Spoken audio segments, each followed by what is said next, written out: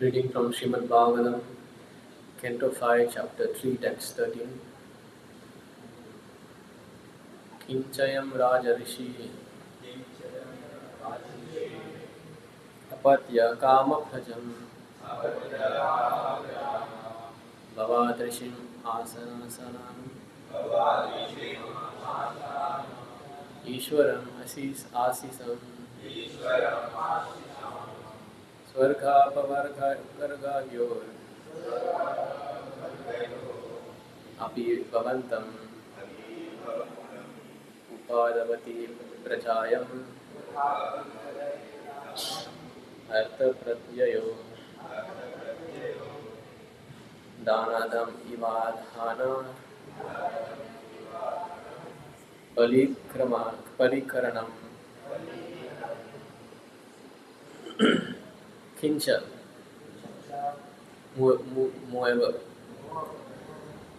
I am this.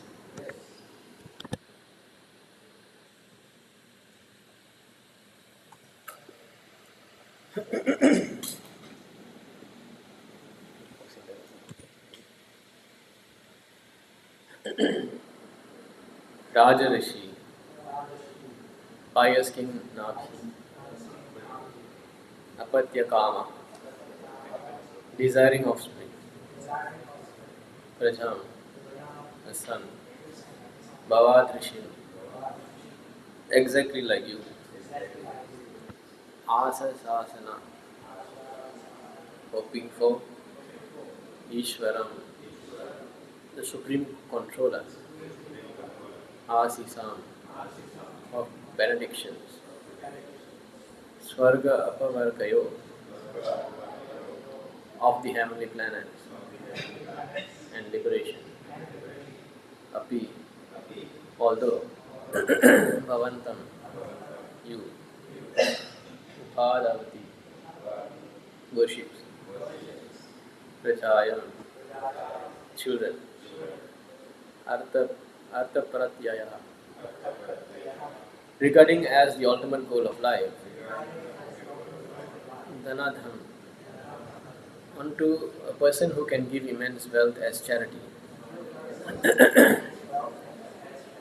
Iva, like Adhana, the poor man, Palikaranam, a little horse. Translation and purport by His Divine Grace, Daisy Bhakti Vedanta, Swami Prabhupada ki. Dear Lord, here is the great king Nabhi, whose ultimate goal in life is to have a son like you. Your Lordship, his position is like that of a person approaching a very rich man and begging for a little grain. Maharaja Nabhi is so desirous of having a son that he is worshipping you for a son. Although you can offer him any exalted position, including elevation to heavenly planets or liberation back to Godhead. Please repeat. My dear Lord, here is the great King Nabhi, whose ultimate goal in life is to have a son like you, your Lordship. His position is like that of a person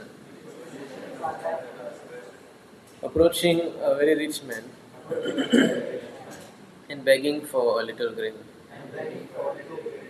Maharaj Nabhi is so desirous of having a son that he is worshipping you for a son. Although you can offer any exalted position, including elevation to the heavenly planets or liberation back to Godhead. Purport. The priests were a little ashamed that King Nabhi was performing a great sacrifice just to ask for Lord's benediction for a son. The Lord could have offered permission to heavenly planets or the Vaikuntha planet. Sri Chaitanya Mahaprabhu has taught us how to approach the Supreme Lord and ask Him for the ultimate benediction. He said, Na dhanam, na janam, na sundarim, kavitam va jagadisha kamaye, CC Antya 2029 Shastaka 4. He did not want to ask the Supreme Lord for anything material. Material opulence means riches, a nice family, a good wife, and many followers. But an intelligent devotee doesn't ask the Supreme Lord for anything material. His only prayer is Mama Janmani Janmanishwari Bhavatat Bhakti Raikutuki Koi. He wants to be engaged perpetually in the loving service of the Lord. He does not want promotion to the heavenly planets or mukti, liberation from material bondage. If this were the case, Sri Chaitanya Mahaprabhu would not have said Mama Janmani Janmani. It doesn't matter to a devotee whether or not he takes birth life after life as long as he remains a devotee. Actually, the eternal liberty means returning home back to God. A devotee is never concerned about anything material. Although Nabi Maharaj wanted a son like Vishnu, wanting a son like God is also a form of sense gratification. Pure devotee wants only to engage in the service, in the Lord's loving service. Om Ajnana Timbrandasya Jnanandjana Shalakaya Chakshurmilitam Yena Tasmai Shri Gurave Namaha Shri Chaitanya Mano Vishlam Shapitam Yena Bhutale Swayam Rupagadāmayam Dadāti Svagadāmikam Vandeham Sri Guru Sri Radha-kamalam Sri Guru Vaishnavamscha Sri Rupam Sagrajatam Sagra Raghunatham Vitam Tam Sajivam Sadvaitam Sadhutam Parijana Sahitam Krishna Chaitanya Devam Shri Radha Krishna Pada Sagra Raghunatham Shri Vishalanutamscha Hare Krishna Karuna Sindhu Dinabandho Jagatpate Gopesha Gopika Kanta Radha Kanta Namostate Tapta Kanchana Gaurangi Radhe Vrindavaneshwari Rishabhanushate Devi Pranamami Haripriye Vancha Kalpatarviyasya Vipasandhu Evacha Patitanam Pavinebhyo Vaishnavebhyo Namo Namaha Namo Vishnu Padaya Krishna Pashtaya Bhutale Srimate Bhaktivedanta Swami Namane Namaste Saraswati Deve Gauravani Pracharani Nirvishesha Shunyavadi Pashtati Deshatarine Jaya Shri Krishna Chaitanya Guru Nityananda Shri Advaita Gadadhara Shivashadi Gaura Bhaktivinoda Hare Krishna Krishna Krishna Hare Hare Hare Rama Rama Rama Hare. So, 5th canto, 3rd chapter. So, this is of course starting from the story of Priyavrata Maharaj, who is the son of Brahma. So, after King Uttanapad was no more ruling the universe, Brahma wanted his son Priyavrata to take over. Manu. Yeah, but because he was a brahmachari, Swayambhuva Manu, yeah. Because he was a brahmachari, he was refusing, but after that his grandfather Brahma and Narada also convinced him to take up the responsibility of ruling the world, ruling the universe actually, and bringing about Krishna consciousness. So that is the duty of the king, you see. You see this verse here, where this is advice from Bhishma Dev to Yudhishthira, before he left his body. So he is also saying how a king should be. So we go here. See, Raja Dharma is a great science. Unlike modern diplomacy for political supremacy, the kings were trained systematically to become munificent and not merely be tax collectors. This is the situation now, right? They were trained to perform different sacrifices only for the prosperity of the subjects. So the king is engaged in the greatest sacrifice.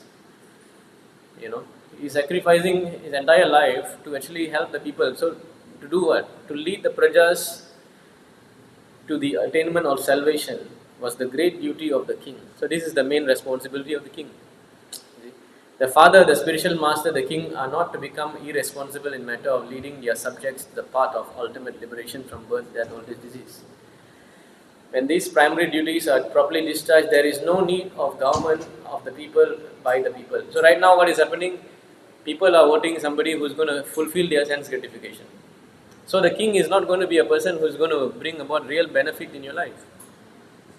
Like now, as a parent, right? You have children, so you know the real benefit of the child is to do all these things, get him educated, go to school, but the child won't like you because they want to play all the time.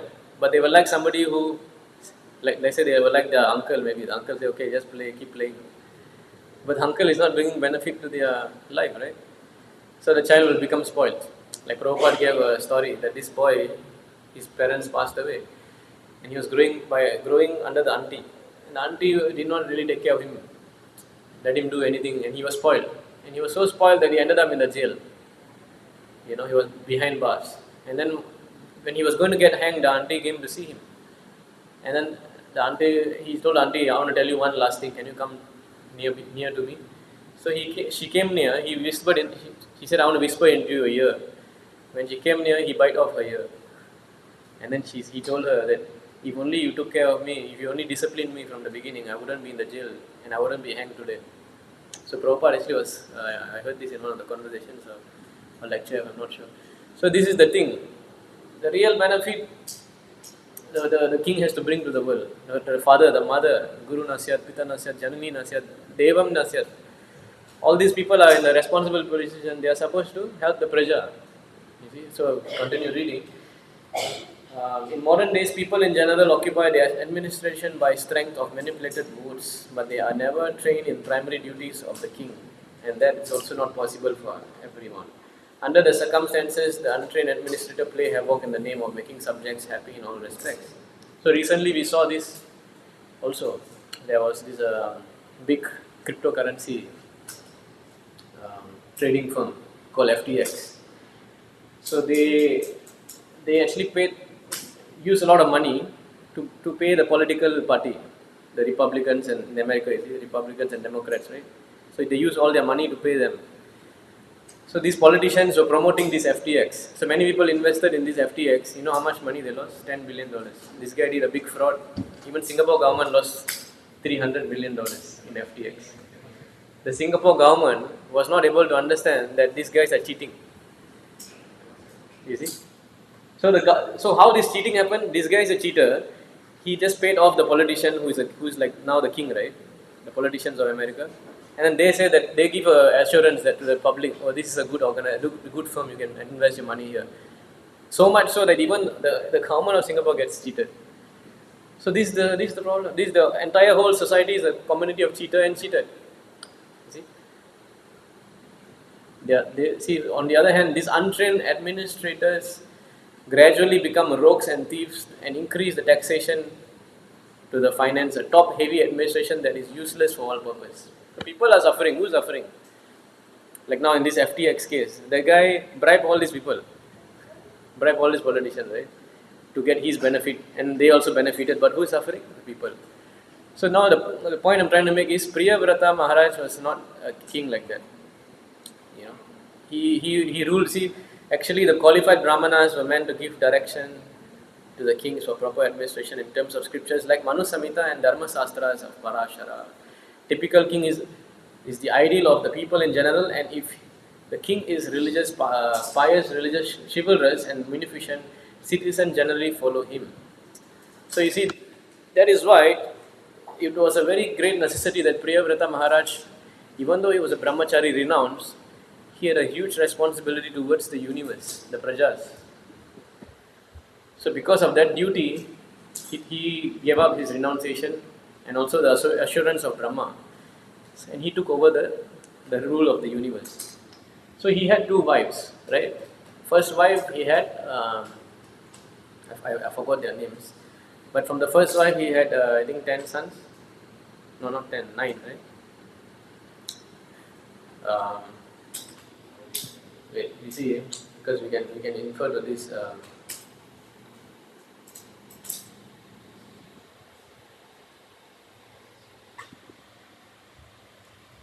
You see this picture here. Yeah, 3 from one wife.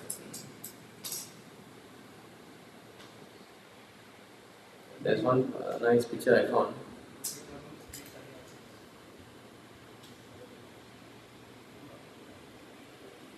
So you can see this, right?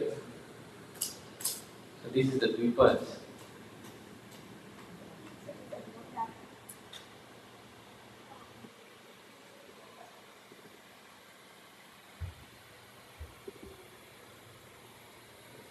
Okay, so you see here. So what he did was he was able to, with his chariot wheels, right? When he was so powerful, you see, he was such a great king that he the sun, when the sun goes around the universe, one half of it is in darkness, half of it is in illumination, right? So he did not like that. So he took the chariot up, he went up, and he imitated the sun, and he illuminated the entire universe. Same time, his chariot wheels created this. How many is that? 7 islands. So 7 islands were created by the wheels.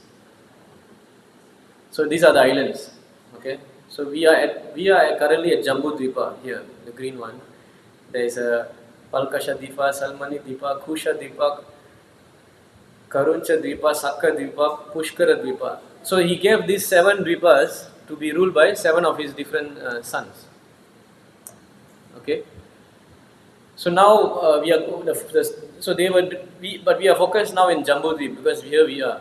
This is where we are. So this Jambudvipa was actually separated into 9 divisions. So yeah, so each of these Dvipa is also separated by, correct, this is also the Dvipa, right? It's separated by different ocean. There's a salt water ocean, there's a liquor ocean, there's a ghee, the milk, the yogurt. So each of these 7 are having these different layers of ocean separating them as well. So now, I'm going to show you another picture.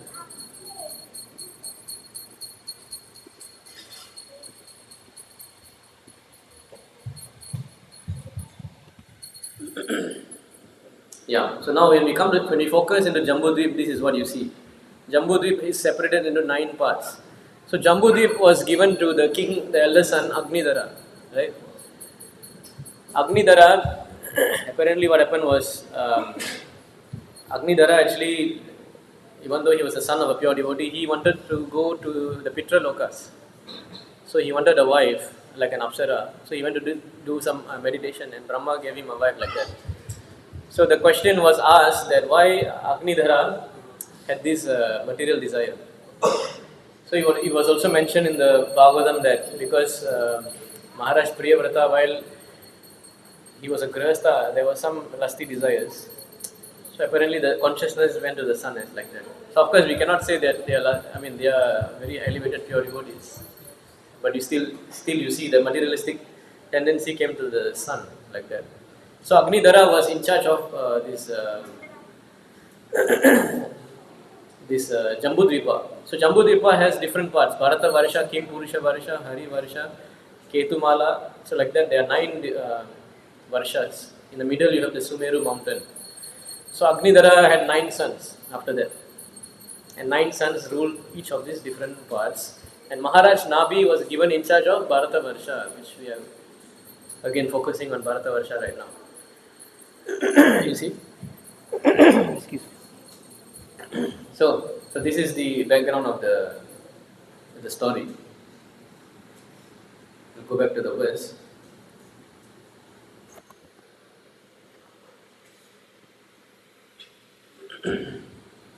So like that, Nabi, who was in charge of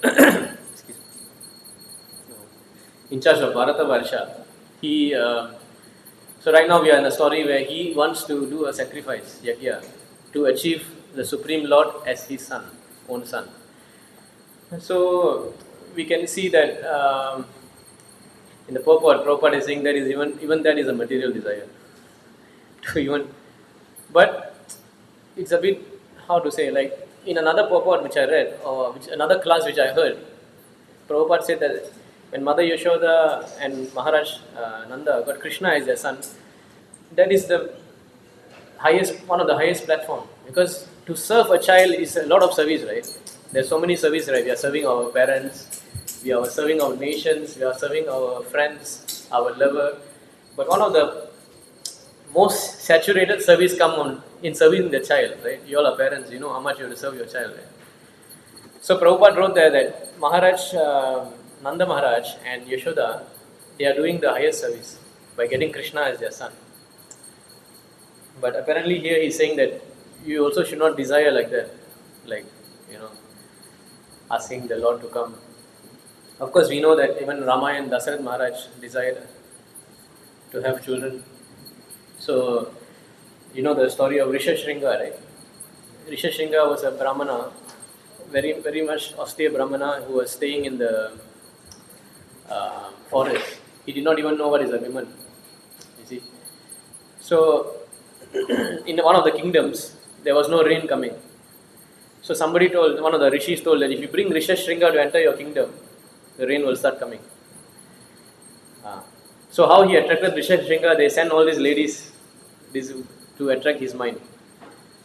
And somehow he got attracted, he came, and then heavy rain came in the kingdom. So this Rishashringa was doing the yagya for Dasarath. Rishashringa and Vashishta and all the other Brahmanas were doing this yagya. And that's from that yagya, Lord Rama, Bharat, Shatrughna, Lakshmana, all they came, the four of them, who are, Vasudeva, Aniruddha, Pradyumna, Sankarsana. So in that case also we see the Lord is appearing as his son. But the Lord came to actually, we were singing the song earlier, right? He came to slay the demon Ravana, to free the demigods. So it's a bit, how do we say it? We'll go back to the verse. So basically the point of this verse is, today's verse is, the priests, when Vishnu appeared in front of them, the priests were a little bit ashamed to ask such a desire like that. Right? So number one point we can understand that a pure devotee has no other desire. He doesn't desire, like we can quote so many stories, especially the story of Dhruva Maharaj. He had a desire to attain a kingdom greater than his grandfather. But what happened? When he saw the Lord, he got purified of that desire. And then he surrendered. You see, go to that verse.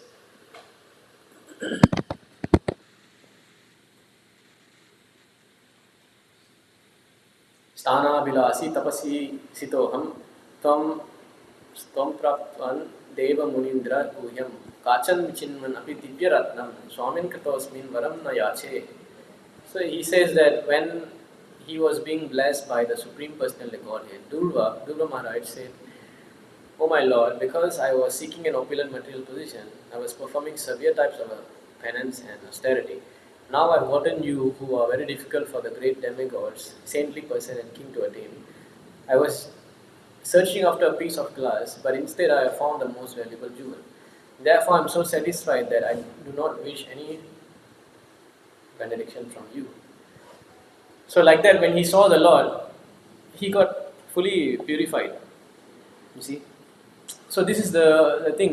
The thing you have to understand is, yes, everybody in this material world has a desire. If not, why we are born in this material world? Because we had a desire to not serve the Lord. Right? So if you see this verse here.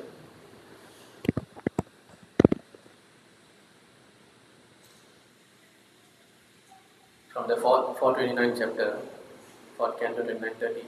The living entity is exactly like a dog who, overcome with hunger, goes from door to door for some food. According to his destiny, he sometimes receives punishment and is driven out, and sometimes he receives little food to eat. Similarly, the living entity, being influenced by so many desires, wanders in different species of life according to destiny. Sometimes he is high and sometimes he is low. Sometimes he goes to heavenly planet, sometimes hell, sometimes the middle planet, and so on. Like that. So we have unlimited desires. We are going up, down, continuously. But the point is, if you will have that desire, let's say if you worship Krishna for the material desire as well, which is akama, sarvakama va, moksha kama, udarati, trimena bhakti, yogena yajate purusham param. 2-3 times you can see that if you worship Krishna, even for material desire, to fulfill a material desire, a person who has broader intelligence, whether he be full of material desire, without any material desire, or desiring liberation, must by all means worship the Supreme Whole Personality of Godhead. So it doesn't matter. Chaturvida bhajante mam, So Kirtino Arjuna, you're distressed, you want wealth, you want knowledge. So for any purpose, if you channel that desire to Krishna, somehow you'll get purified. You will not become, you're not a pure devotee overnight, Every one of us have some desire, but at least by worshipping Krishna, like Durva Maharaj example, right? What happens? Another example, Bali Maharaj had so many desires, so much of desire. He was ruling and he took over Indra's planet, right? He wanted to be the king of heaven. But at the end, when Bali Maharaj took the 3 steps, finally he decided, my 3rd step you put on my head, and he surrendered to the Lord. When he surrendered, when the touch of the Lord's feet on his head, he became totally free of all desires. And in fact, his desire was fulfilled. He will become the next Indra anyway. So he attained more than even what he hoped for. So this is the power of surrendering to Krishna compared to any of the Devatas. See this verse here. I think, is it this one?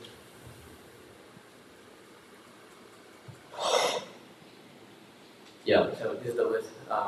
Thus, because he is completely absorbed in thought of me, the devotee does not desire even highest benediction obtained in the upper planetary system, including Satyaloka.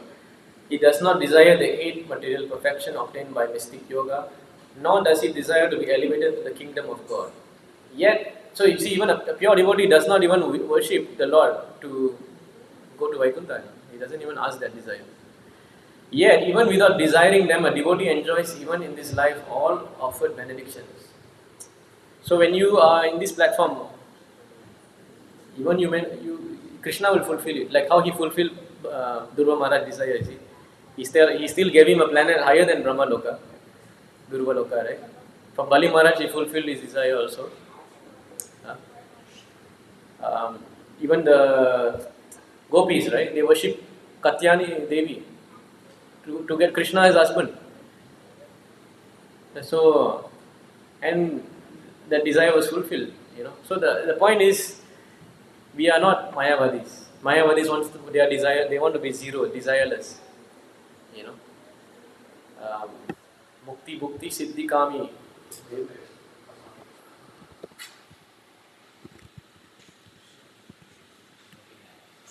What is that? Huh? 149. Madhya, right? No. Not this one. Mukti, Mukti, Siddhi, Kami, Sakaraya, Shanta. 19.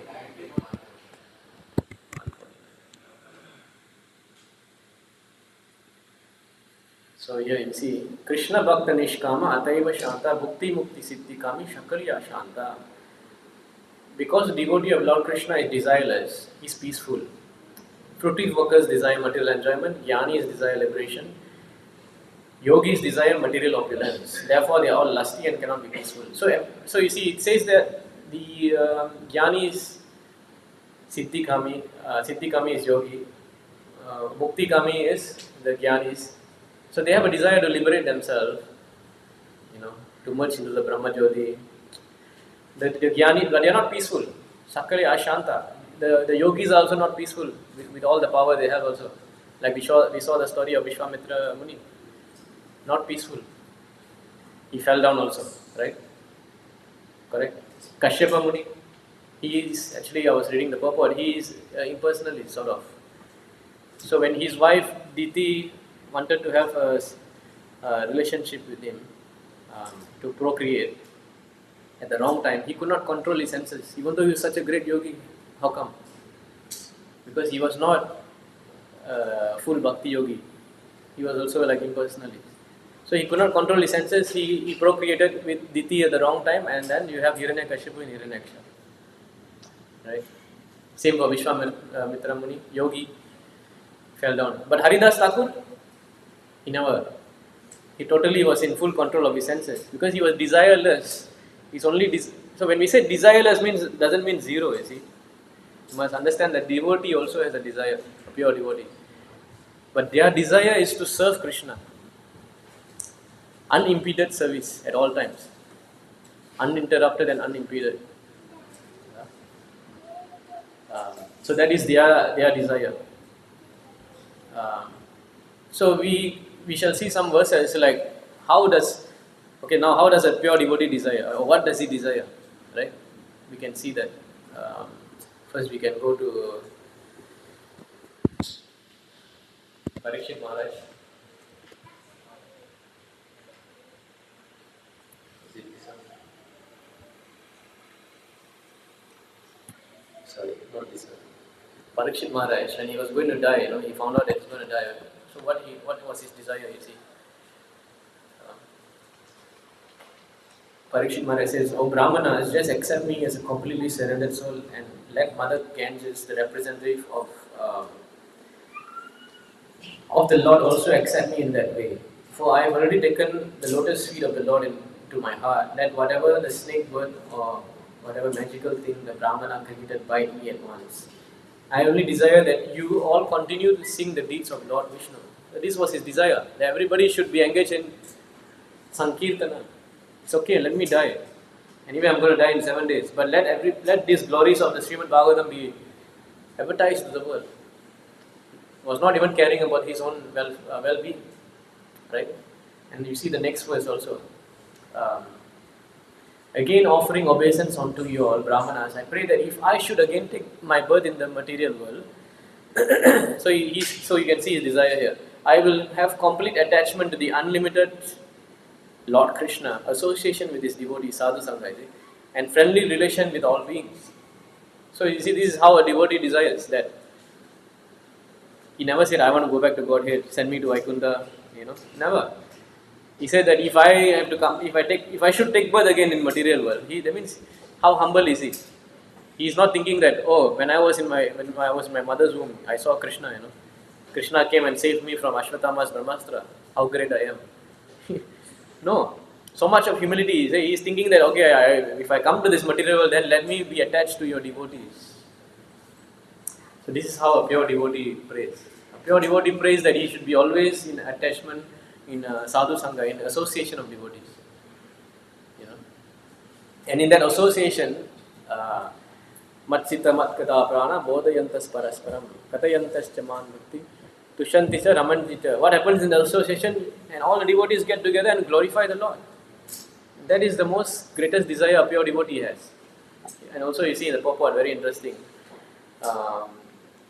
Prabhupada is mentioning here. So you see, he desires association with devotees of the Lord. This is perfectly natural because birds of the same feather mix together. And the most important function of a devotee is to have complete attachment for Lord Sri Krishna, the father of all living beings. As a good son of father behaves in friendly way with all other brothers, also the devotee of the Lord, being a good son, sees all living beings in relationship with the Supreme Lord.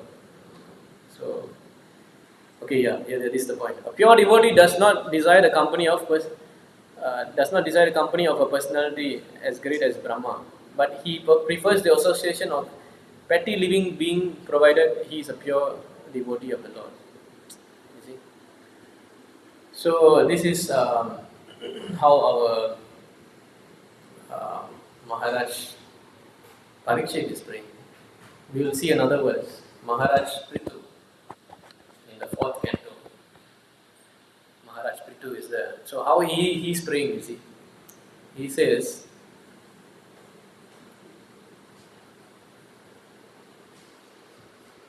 is it this one? Yeah, I think. My dear Lord, I therefore do not wish to have benediction of merging into your existence. So he doesn't want to go into Brahma Jyoti. He's not like these Mukti Kamis. A benediction which there is no existence of nectarian beverage of your lotus feet. I want the benediction of at least 1 million years. For thus I may be able to hear about the glories of your lotus feet from the mouth of your pure devotee. So he wants again, same thing, association of pure devotees. And why? And also he wants millions of years to hear the pastimes of the Lord, like that verse of Srila Rupa Goswami, right? What is that? 199, right?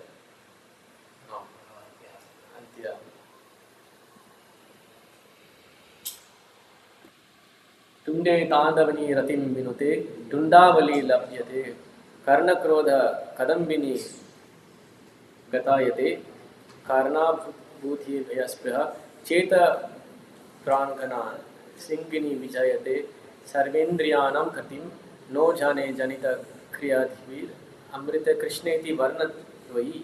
So what is Rupa Goswami praying for here? I do not know how much nectar the two-syllable Krishna have produced. When the holy name of Krishna is chanted, it appears to dance within my mouth. We then desire many, many mouths. When that name enters to the holes of the ear, we desire millions of ears, similar to the prayer of Prithu Maharaj, right? And when the holy name dances in the courtyard of the heart, it conquers the activity of the mind, and therefore all senses become inert. So this is the similar desire Prithu Maharaj had. Actually, the next verse also, we saw 24, right? The 25 also, he again emphasizes.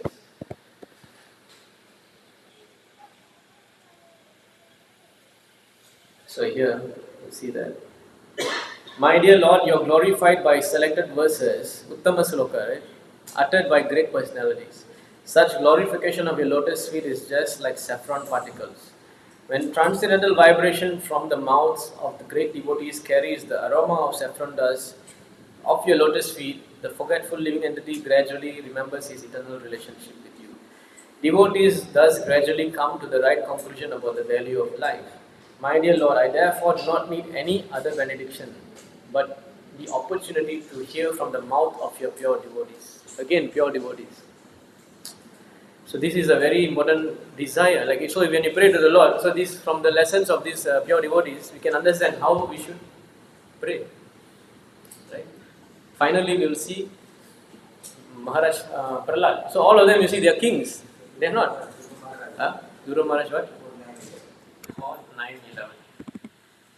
So this is Guru Maharaj. Again, see, all of them are kings, you see. So those days, the kings are not normal people, no. They are Raja Rishis. You know, sometimes we get accused, Prabhupada said, sometimes we get accused that why this Bhagavad Gita is spoken among the higher class of society or richer class of society. But yes, it's meant for the Raja Rishis, this Bhagavad Gita. So that you see how their quality is, how great they are. So Guru Maharaj here is saying that what he says here. O unlimited Lord, kindly bless me so that I may associate with great devotees who engage in your transcendental loving service constantly, as the waves of a river constantly flow. Such transcendental devotees are completely situated in an uncontaminated state of life. By the process of devotional service, I shall surely be able to cross the nascent ocean of material existence, which is filled with the waves of blazing fire-like dangers. It will be very easy for me, for I am becoming mad to hear about your transcendental qualities, pastimes, which are eternally existent.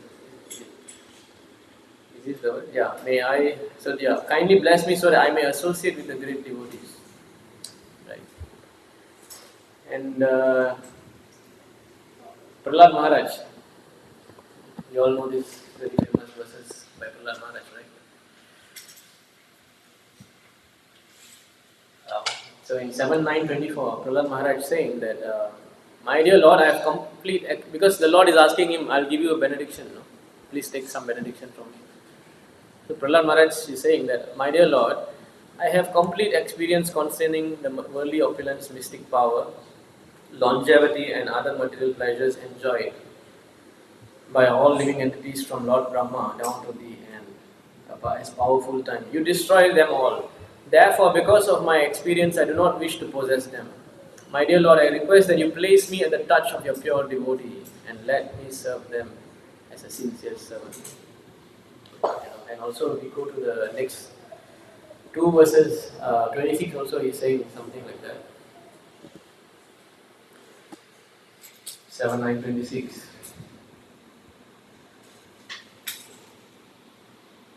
My Lord, because I was born in a family full of hellish material qualities of passion and ignorance, what is my position, and what is to be said of your causeless mercy, which was never offered even to Lord Brahma, Lord Shiva, or Goddess of Fortune Lakshmi?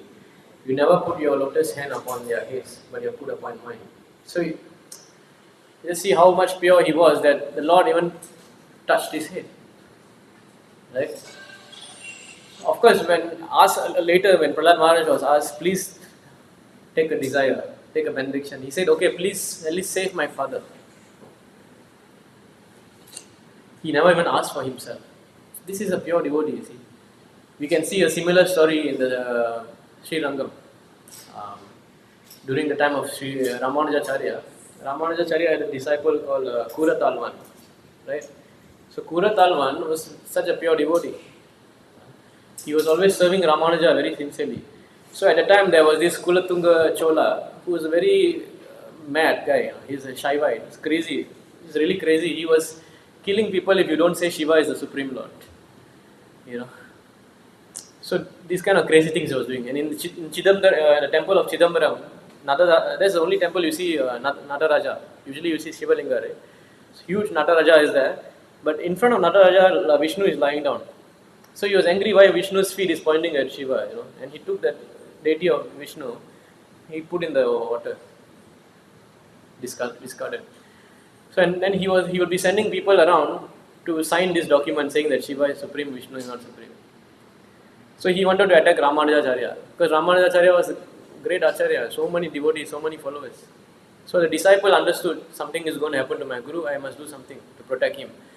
So the disciple never told him the situation. Because if let's say, because if the disciple told that this guy is coming to kill you, you better go. I will imitate you. Ramanujacharya won't agree for his disciple to die on his behalf, right? So he somehow tricked Ramanujacharya to leave the place.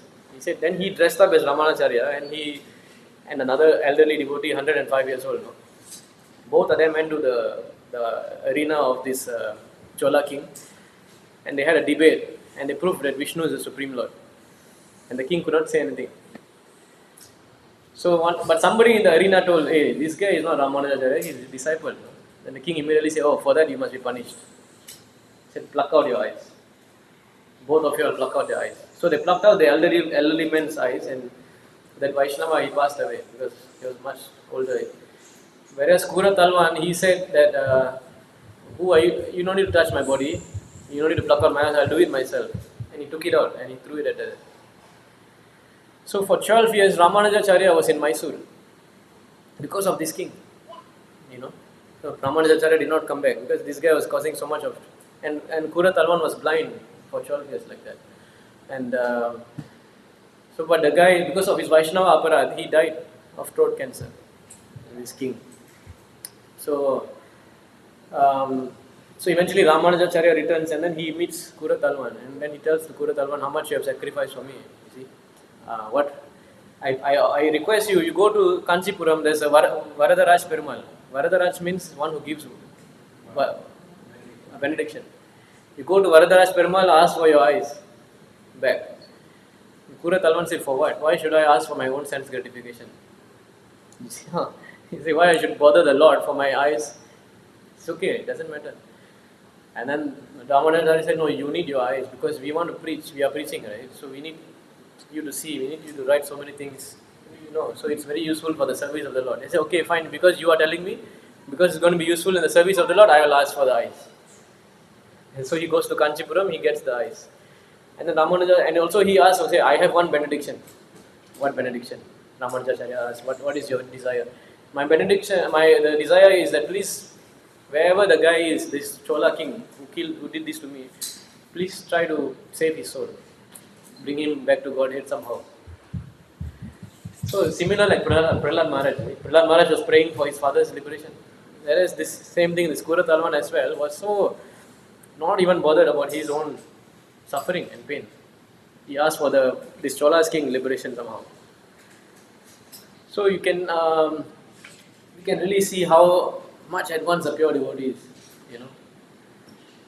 So that's why being in the service of the pure devotees, being in the association, slowly you will get purified of this material existence. You see.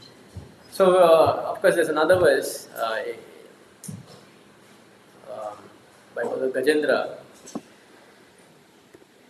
8.3.20 I think. एकांतिनो यस्य न कंचनार्थं वाचन्ति ये वै भगवत्प्रपन्ना अति अद्भुतं तच्चरित्रं सुमङ्गलं गायन्त आनन्दसमुद्रमग्ना तमक्षरं ब्रह्म परं परेशम् आज्ञायिकयोगगम्यम् अतीन्द्रियं सूक्ष्मम् इवातिधूरम् अनन्तमाद्यं परिपूर्णमीदे. So this is prayed by Gajendra when he was trapped by the crocodile. You see? So he is telling here, unalloyed devotees who have no desire other than to serve the Lord worship Him in full surrender and always hear and chant about His activities, which are most wonderful and auspicious. Thus, they always merge in the ocean of transcendental bliss. Such devotee never asks for any benediction. So he is saying, yes, this is a pure devotees. They will not ask anything benediction, like how we saw all the examples earlier, right? He said, but I, however, I am in danger. Thus I pray to the Supreme Lord, personality of Godhead who is eternally existing, who is invisible, who is the Lord of great personalities such as Brahma, and who is available only by transcendental Bhakti Yoga. Being extremely subtle, he is beyond the reach of my senses and transcendental to all external realization. He is unlimited, he is the original cause, and he is completely full of everything, and I offer my obeisances unto him. So he is saying, yeah, I have desire to be saved.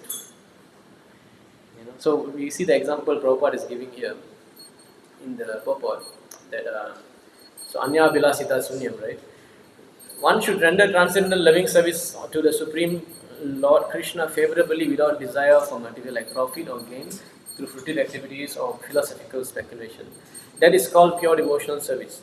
Unalloyed devotees have nothing to ask from the Supreme Personality of Godhead, but Gajendra, the king of the elephants, was circumstantially asking for an immediate benediction because he had no other way to be rescued.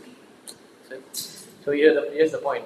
Sometimes, when there is no alternative, a pure devotee being fully dependent on the mercy of Supreme Lord prays for some benediction. But in such a prayer, there is also regret.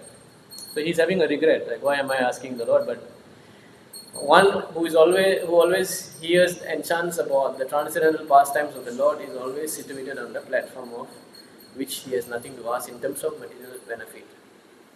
Unless one is completely pure devotee, one cannot enjoy transcendental bliss derived from chanting and dancing, ecstasy, and sankirtan movement.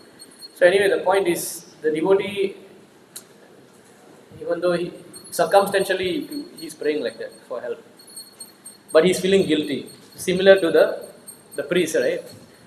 When Lord Vishnu is appearing, they are also feeling a little bit shy to ask the Lord for this benediction, right? So, but yeah, later I have a question to Prabhu also regarding this. So, like, how do we understand that this is a material desire? Because, like, even Yashoda got Krishna as a son. Dasarat also got him as a son. Gopis also wanted him as a husband. But that is not material. But why this is considered material, I cannot understand.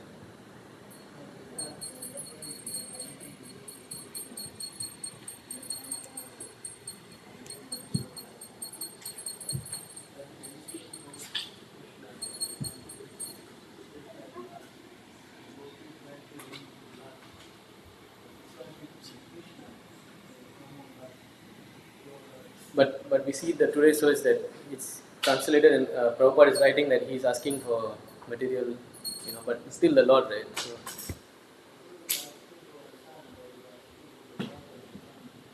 yeah. So ultimately, it's still not material. Yeah.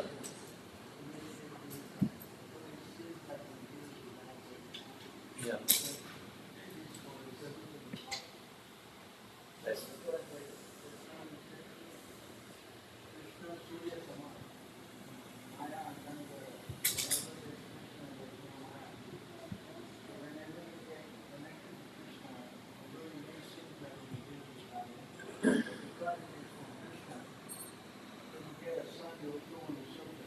Yeah, that's the thing. A lot of service for the child. Right.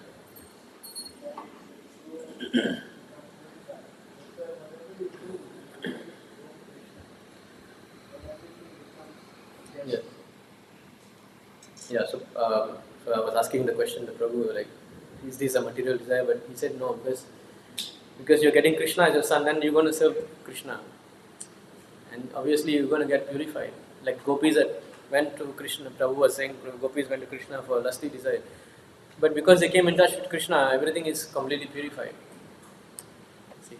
So obviously King Maharaj Nabi is much greater than his father, Agnidhara. Because he wanted to go to Pitraloka. Right?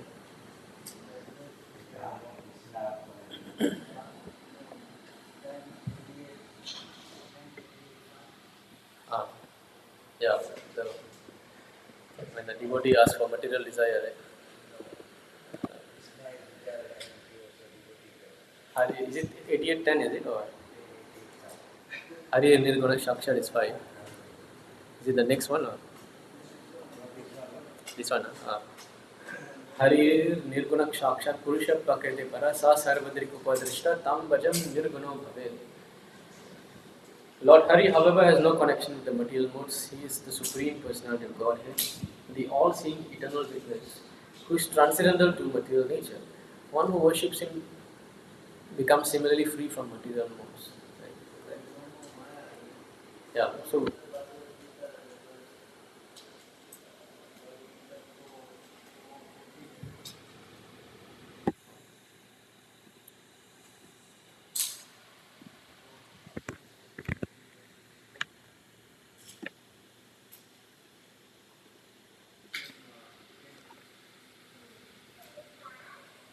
Name Karmani Limpati, Name Karma Phala Spradha, Iti Mam Yo Vijanati, Karma Bir Nasa Bhadyate. There is no work that affects me, nor do I aspire for the fruits of action. One who understands this truth about me also does not become entangled with fruitive reactions of work. Yeah. True. Yes. So like we went to Mayapur, right? Of course we missed this place. We can see the story of Kolavachar Sridhar also. Kolavachar Sridhar, he was a Vaishnava, great devotee of the Lord. So he was selling these banana products, banana leaf, banana stem, so many banana things.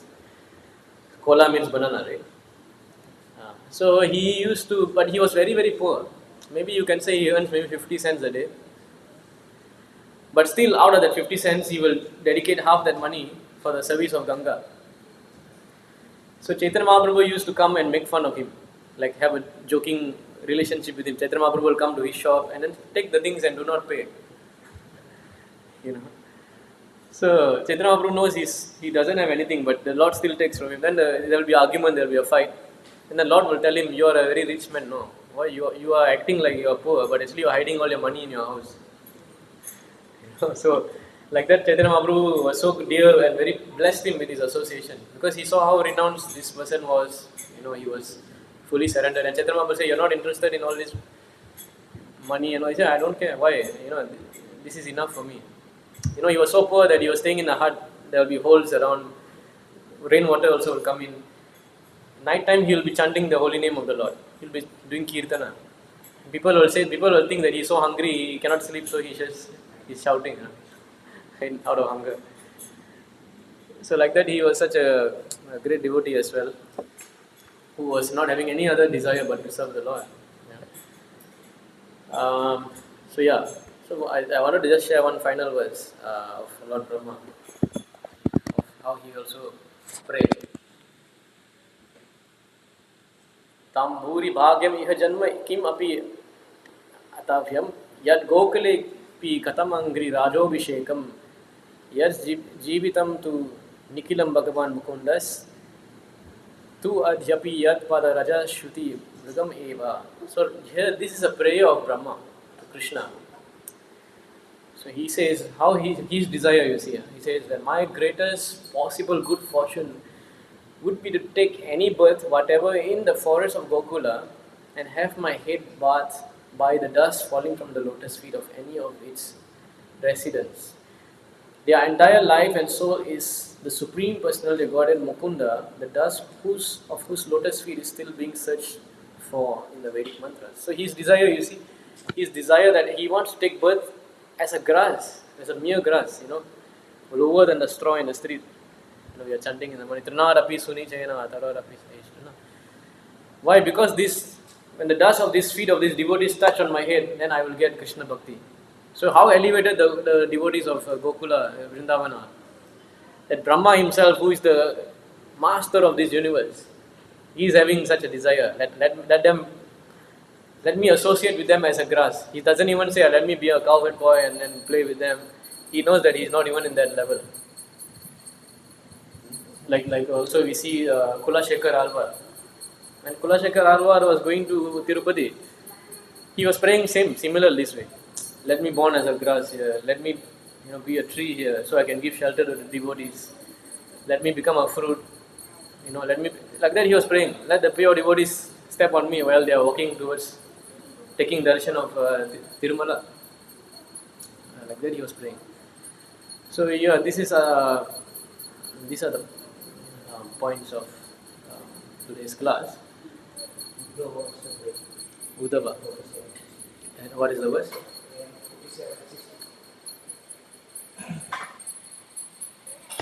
47, 60. Oh.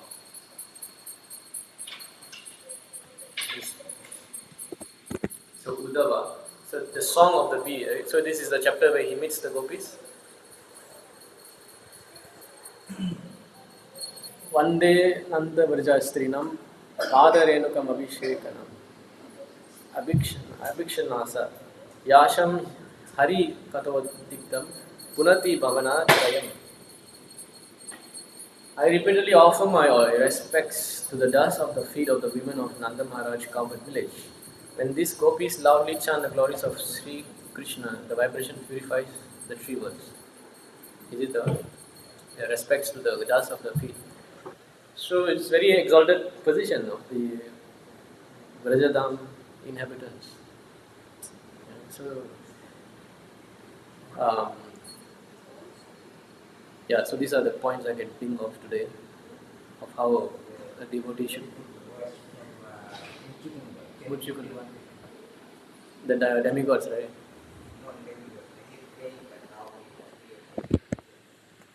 So Muchukunda also is praying here.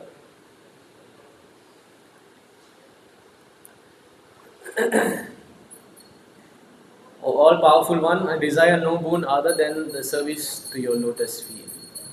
The boon most eagerly sought by those free of material desire. O Hari, what enlightened person who worships you, the giver of liberation, would choose boon that causes his own bondage? Beautiful verse. Yeah. So this is a very nice closing verse for today's class. There's no other boon but the service of your lotus feet. Because any other boon causes bondage in the material world. Like I gave an example. If now you are drowning in the ocean, what is the greatest boon you should pray for? Somebody to save you from the ocean, right? So imagine if the helicopter comes and then you ask them, please save me. I mean, this example I taught myself. Suddenly came this idea. Then the person in the helicopter said, we cannot save you, but we can give you a Lamborghini.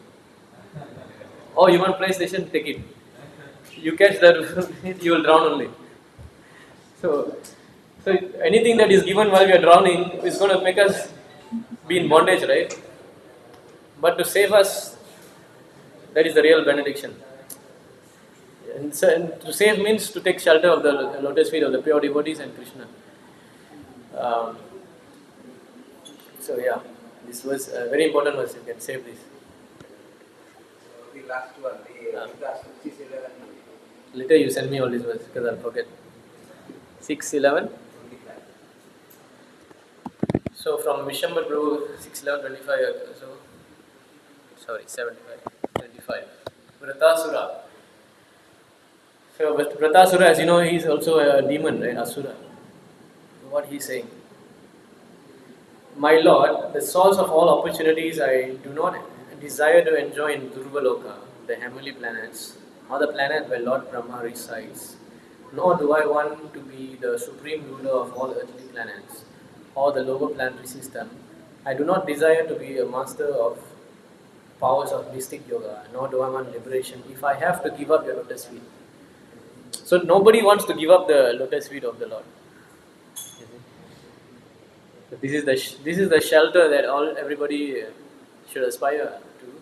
I mean, the prayer. We may not pray like that now, but we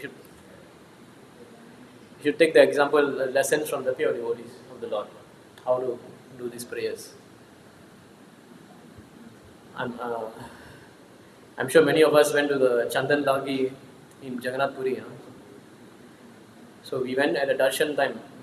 Vishwambar Prabhu was saying when we were in Jagannath Puri that at this time when you see the Lord, when they are applying Chandan, if you ask any prayers, He will fulfill. So everybody went there. We all know what we all asked for. We all know what we prayed for. Did any of us pray like that? I don't know. I didn't pray like that. So yeah. Okay. So we'll end the class here. If there's any further questions or points to add. Another verse.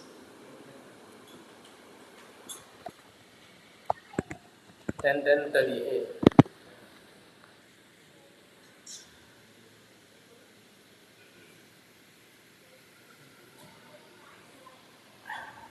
This is by who? Mani? Okay. Nalakuvara and Manigriva.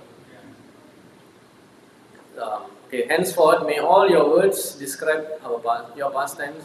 May our ears engage in the oral reception of your glories. May our hands, legs, and other senses engage in actions pleasing to you. And may our minds always think of your lotus feet. May our heads offer our obeisance to everything within this world, because all things are also your different forms. And may our eyes see the forms of Vaishnavas who are not different from you. It's another very nice deep prayer by the two sons of Kuvera.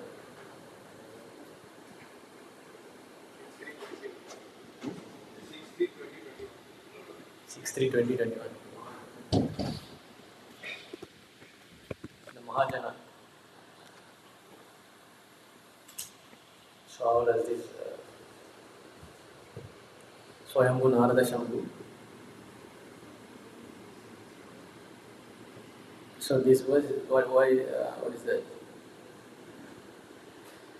Lord Brahma, Bhagavan Narada, Lord Shiva, four Kumaras, Kapila, son of Devoti, Swayambhu Manu, Prahlad Maharaj, Janaka Maharaj, grandfather Bhishma, Bali Maharaj, Sukadev Goswami, and I myself know real religious principles. My dear servants, this transcendental religious principle, which is known as Bhagavata Dharma, or surrender unto the Supreme Lord and love for Him, is uncontaminated by material modes of nature. It is very confidential and difficult for ordinary beings to understand. But if one by chance fortunately understands it, he is immediately liberated, and thus he returns back home, back to order. So yeah, if you want to take shelter of the Mahajanas. Okay. So I think we will conclude here.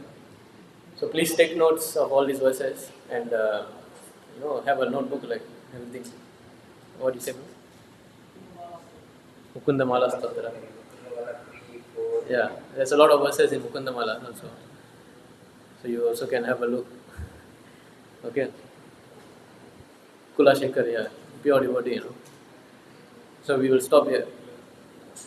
Of course, his most famous verse, right? Krishna Tvadiya Padapang Gajapancharantam Addeva Vishatu Manasa Raja Hamsa Prana Prayana Sameka Pavata Pitta Kanta Varodana Vido Maranam Kutaste. He's saying what? What he's saying? That let me die now. That's his desire. Because my mind is thinking of your lotus feet now, let me die now. When the time of death, when all this kapavata, pitta, all these things are jamming my throat, how will I chant your holy name, right? So another desire of a pure devotee we can see. Kula Shekhar, Alvar. Okay. So we will stop here. Jai Grandaraj, Srimad Bhagavatam. Jai Shri Prabhupada. Jai Gaur.